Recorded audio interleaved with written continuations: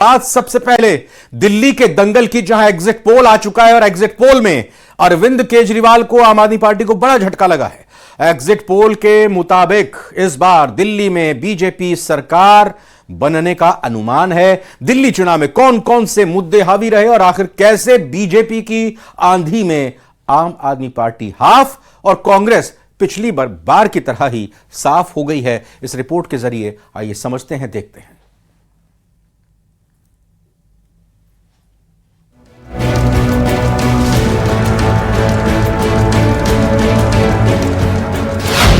Exit poll में BJP की आंधी।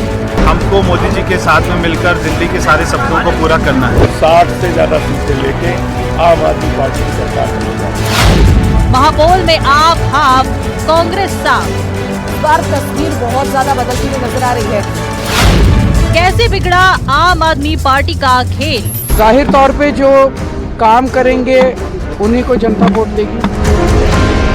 मैं जानती हूँ कि दिल्ली की जनता उठ चुकी है। जहाँ जहाँ मैं जाती हूँ लोग कह रहे हैं कि पानी की सुविधा ठीक नहीं है, सड़कों की सुविधा ठीक नहीं है। दिल्ली चुनाव की वोटिंग के बाद और नतीजों से पहले आए एग्जिट पोल में बड़ा उलटफेर देखने को मिला है। सभी दिग्गजों के दावों के बीच इस बार की एग्जिट पोल ने सभी को चौंका दिया है, क्योंकि एग्जिट पोल में अरविंद केजरीवाल की आम आदमी पार्टी को बड़ा झटका लगता नजर आ रहा है। 10 में से 8 सर्वे एजेंसियों के मुताबिक इस बार दिल्ली में बीजेपी सरकार बनने का अनुमान है। चाणक्य स्ट्रेटजीज के मुताबिक दिल्ली में बीजेपी को 39 से 44, आम आदमी पार्टी को 25 से 28, जबकि कांग्रेस को 2 से 3 सीट मिलने का अनुमान है। पीएमआर के मुताबिक बीजेपी को 39 से 49, आप को 21 से 31, जबकि कांग्रेस को 1 सीट मिलने का अनुमान है। वहीं पीपुल प्लस के मुताबिक बीजेपी को 49 से 45 और आम आदमी पार्टी को 10 से 19, जबकि कांग्रेस को 1 भी सीट नहीं मिलने का अनुमान है। कुछ नेताओं का फोकस घरों में जकूजी पर, स्टाइलिश शावर्स पर, हमारा फोकस तो हर घर जल पहुंचाने पर है।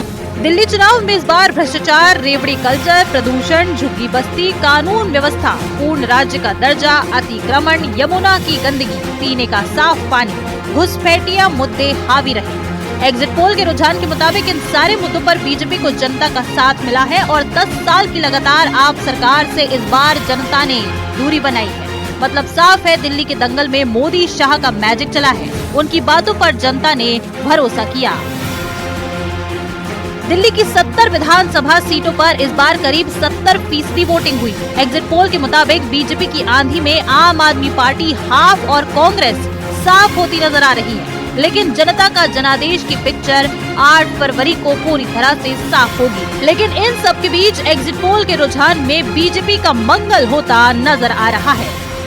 Bureau report, news 18।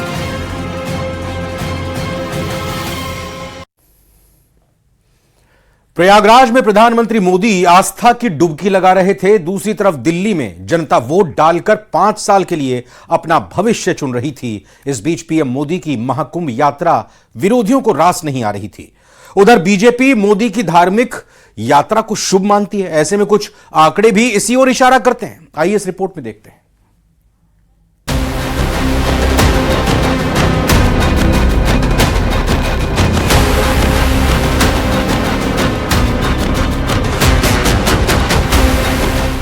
एक तरफ देश की राजधानी दिल्ली में लोकतंत्र के महापर्व में जनता वोट की आहुति डाल रही थी। दूसरी तरफ प्रधानमंत्री मोदी प्रयागराज में पवित्र त्रिवेणी के संगम में डुबकी लगाते दिखाई दिए। आज पूरे दिन का सार यही है। दिल्ली की जनता के सामने 3 विकल्प हैं। 10 साल से सत्ता में बैठी आम आदमी पार्टी को फिर से जनादेश देने का, या 27 साल से दिल्ली विधानसभा में वापसी की राह तलाश रहे बीजेपी को चुनने का, या फिर कांग्रेस को फिर से सत्ता सौंपने का।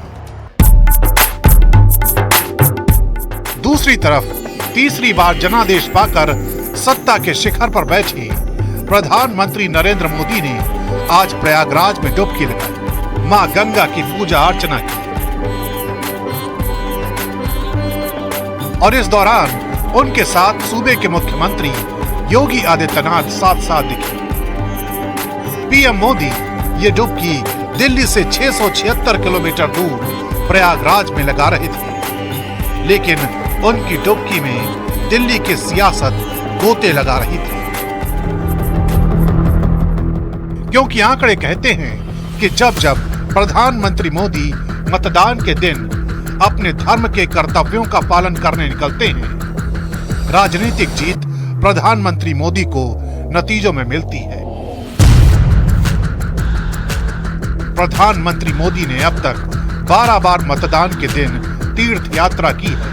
12 बार की ये यात्रा कुल 8 अलग अलग चुनावों के दौरान, जिसमें से 6 बार नतीजे बीजेपी के पक्ष में आए। प्रधानमंत्री मोदी 2024 के हरियाणा चुनाव, 2024 के लोकसभा चुनावों में कन्याकुमारी, 2023 में कर्नाटक विधानसभा चुनाव, 2021 में असम, पश्चिम बंगाल चुनाव, 2019 में लोकसभा चुनाव, 2017 के गुजरात विधानसभा चुनाव, 2017 के उत्तर प्रदेश विधानसभा चुनावों के दौरान मतदान के दिन धार्मिक स्थल पर पहुंचे। इन चुनावों में सिर्फ 2023 में कर्नाटक और 2021 में पश्चिम बंगाल में बीजेपी को हार मिली। बाकी सभी चुनावों में बीजेपी ने जीत दर्ज की। इसलिए मतदान के दिन मोदी की धार्मिक यात्रा को बीजेपी अपने लिए शुभ मानती है। हालांकि प्रधानमंत्री मोदी की ये यात्रा उनके विरोधियों को रास नहीं आई। नई बात है, कभी जाकर किसी कंदरा में बैठ जाते हैं जिस दिन वोट पड़ता है हिमालय में, जहां जाना है कुछ दिन बाद, कभी जाके कोई अगल बगल की मीटिंग करने लगते हैं, तो चुनाव को प्रभावित करने के लिए कोई रास्ता वो छोड़ते नहीं है। सियासी बयानबाजियों से इतर प्रधानमंत्री मोदी की कुंभ यात्रा तो निर्विघ्न संपन्न हो गई, लेकिन दिल्ली में मतदान के दौरान आम आदमी पार्टी और बीजेपी के बीच आरोप प्रत्यारोप और हंगामा खूब देखने को मिला। दिल्ली के सीलमपुर में बुरके में वोटिंग को लेकर बवाल मच गया। बीजेपी ने आरोप लगाया कि आम आदमी पार्टी फर्जी वोटिंग करवा रही है। वहीं आप बीजेपी पर वोटिंग को रोकने का आरोप लगाते दिखे। प्रशासन की सख्ती के बाद जाकर मामला शांत हुआ। बवाल सिर्फ सीलमपुर में नहीं हुआ, जंगपुरा, जहां पूर्व उप मुख्यमंत्री मनीष सिसोदिया चुनावी मैदान में, उन्होंने बीजेपी पर मतदान के दौरान पैसे बांटने का आरोप लगाया, जिसके बाद बीजेपी और आप कार्यकर्ताओं के बीच जमकर नारेबाजी हुई। वहीं ग्रेटर कैलाश के चिराग दिल्ली इलाके में दिल्ली सरकार के मंत्री और आम आदमी पार्टी के उम्मीदवार सौरभ भारद्वाज डीसीपी से भिड़ गए। सौरभ भारद्वाज का आरोप था कि पुलिस जानबूझकर बैरिकेड लगा रही है ताकि उनके कार्यकर्ताओं को परेशानी हो।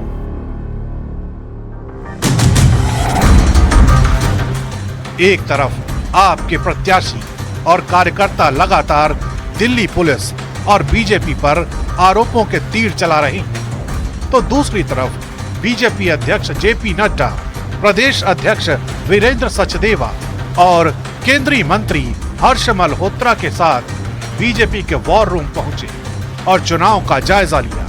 कुल मिलाकर आज की गहमागहमी से एक बात तो साफ दिखी कि दिल्ली में नेल बाइटिंग मुकाबला चल रहा है। दिल्ली चुनाव के साथ अयोध्या के मिल्कीपुर सीट पर चुनाव खत्म हो गए। इस बार मिल्कीपुर में बम्पर मतदान हुआ। बम्पर वोटिंग के साथ ही मिल्कीपुर में आरोप प्रत्यारोप का दौर भी देखने को मिला। समाजवादी पार्टी के प्रत्याशी का पोलिंग एजेंट को धमकाते हुए वीडियो वायरल हुआ, तो अखिलेश यादव प्रशासन पर गड़बड़ी का आरोप लगाते नजर आए। इस रिपोर्ट में देखिए। मिल्कीपुर के रण में जब नेताओं की किस्मत का फैसला करने के लिए जनता उतरी, तो सियासी संग्राम और तेज हो गया। विपक्ष वोट रोकने का आरोप लगाने लगा और प्रत्याशी पोलिंग एजेंट को धमकाने लगे। घाटमपुर मतदान केंद्र पर सपा प्रत्याशी अजीत प्रसाद का बीजेपी पोलिंग एजेंट को धमकी देने का वीडियो वायरल हुआ। तुम्हें दिक्कत है मत करो, ठीक? ये पूरा अपने औकात तुम भूल गया बाटे, हमारा औकात क्या हुआ? 5 सेकंड के अंदर ठीक हो जाएगा। आराम से रहो। हाथ मत लगाइए, ये लगाओ, हाथ क्यों दिखा रहे हो? ये जाए ना यार, हाथ क्यों दिखा रहे हो? एक और प्रत्याशी का ये वीडियो सामने आया तो दूसरी ओर खुद सपा अध्यक्ष प्रशासन पर आरोप लगाते नजर आए। एक फोटो शेयर करते हुए आरोप लगाया कि प्रशासन लोगों के आधार कार्ड चेक कर रहा है, जिसे एसएसपी ने निराधार बताया। ये बहुत स्पष्ट रूप से बताना चाहेंगे, पुलिस के द्वारा किसी भी बूथ पे किसी भी मतदाता का आई कार्ड चेक नहीं किया जा रहा है। एक फोटो जो मेरे संज्ञान में आई है जिसमें कहा जा रहा है कि मतदाता का आई कार्ड चेक किया जा रहा है, वह बिल्कुल गलत तथ्य लिखे हुए हैं। जिस व्यक्ति के बाद से उस फोटो में जो व्यक्ति दिखाई दे रहा है वह किसी एक प्रत्याशी का बूथ एजेंट है, और वहीं जो शिकायत मिल रही है जिसमें कहा जा रहा है कि किसी एक पर्टिकुलर राजनीतिक दल के बूथ एजेंट को वहाँ पे समस्या हो रही है, उन बूथों पर जा करके जो भी वहाँ के सभी बूथ एजेंट हैं सबका पहचान पत्र चेक करके सबसे पूछ करके कि उन्हें कोई समस्या तो नहीं है, इसी दौरान ली गई एक फोटो को भ्रामक तथ्यों के साथ दिया गया। बीजेपी ने भी अखिलेश के आरोप पर पलटवार किया। बीजेपी नेताओं ने कहा कि जब समाजवादी पार्टी हारने लगती है तो अधिकारियों और ईवीएम को दोषी ठहराने लगती है।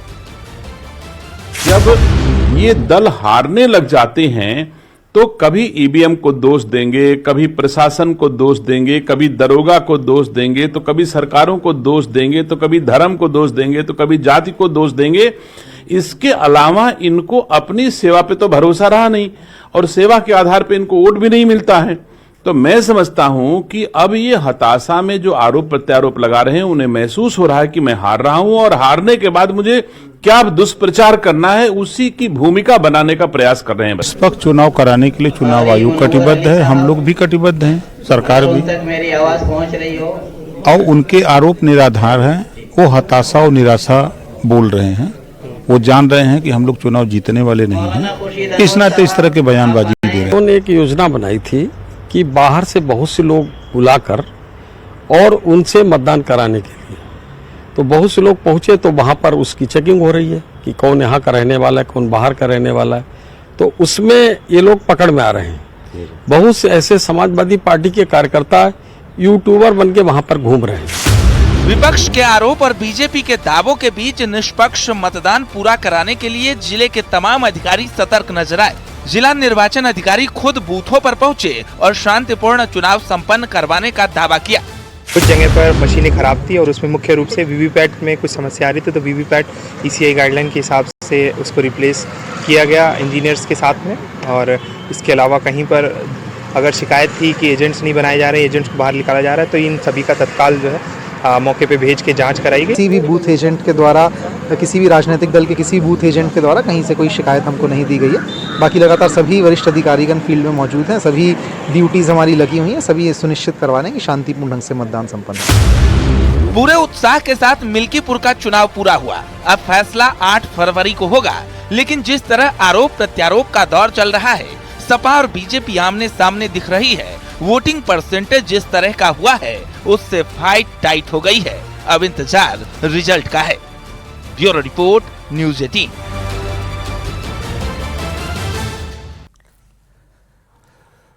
लोकसभा में राष्ट्रपति के अभिभाषण पर कल प्रधानमंत्री मोदी ने 95 मिनट तक भाषण दिया। इस दौरान पीएम मोदी ने शीश महल से लेकर फोटो सेशन तक विपक्ष को आड़े हाथों लिया। प्रधानमंत्री ने 1 घंटे 35 मिनट के भाषण में अपने तरकश से विपक्ष पर कौन कौन से सियासी तीर छोड़े, अब इस रिपोर्ट में देखिए।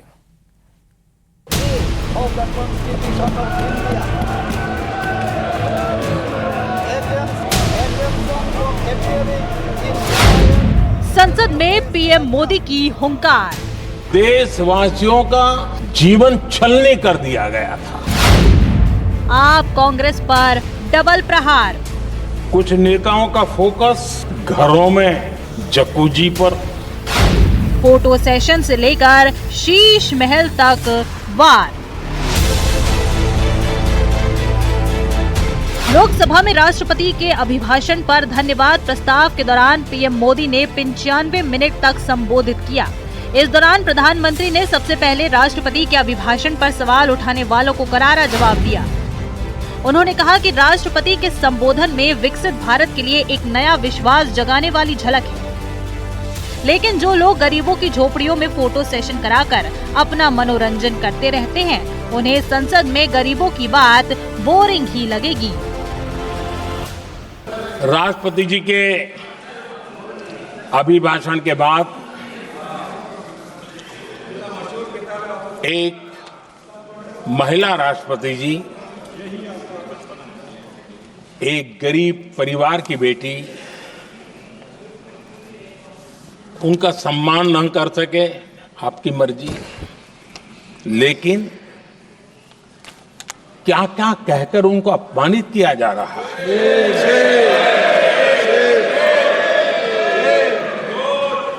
मैं राजनीति हताशा निराशा समझ सकता हूं, लेकिन एक राष्ट्रपति के खिलाफ क्या कारण है? क्या कारण है? पीएम मोदी ने सरकार की उपलब्धियां गिनाते हुए एक एक कर विपक्ष पर ताबड़तोड़ सियासी बाण चलाए। सबसे पहले उन्होंने बिना नाम लिए अरविंद केजरीवाल पर जोरदार प्रहार करते हुए कहा कि हमने घोटाले के पैसे बचाए, शीश महल नहीं बनाया, देश बनाया। आजकल मीडिया में ज्यादा ही चर्चा हो रही है, सोशल मीडिया में और अधिक हो रही है। कुछ नेताओं का फोकस घरों में जकूजी पर, स्टाइलिश शावर्स पर, लेकिन हमारा फोकस तो हर घर जल पहुंचाने पर है।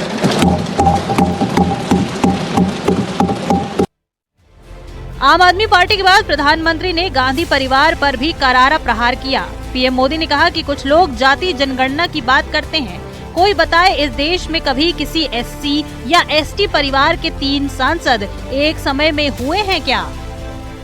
कोई मुझे बताए क्या एक ही समय में संसद में एससी वर्ग के एक ही परिवार के 3 सांसद कभी हुए हैं क्या? एससी वर्ग के एक ही परिवार के 3 सांसद कभी भी हुए क्या?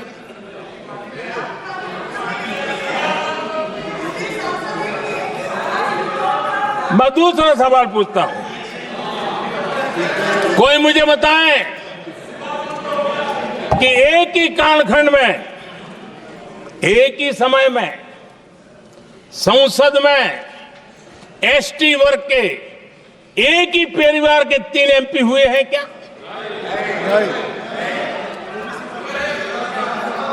आदरणीय अध्यक्ष जी, कुछ लोगों की वाणी और व्यवहार में कितना फर्क होता है, मेरे एक सवाल के जवाब में मिला। प्रधानमंत्री के संबोधन के दौरान विपक्ष का जोरदार हंगामा भी देखने को मिला, लेकिन पीएम मोदी ने बिना रुके अपने 1 घंटे 35 मिनट के भाषण में बजट से लेकर सरकार की उपलब्धियां गिनाई और फोटो सेशन से लेकर शीश महल तक आम आदमी पार्टी और कांग्रेस पर डबल प्रहार किया। Bureau report, news 18। महाकुंभ में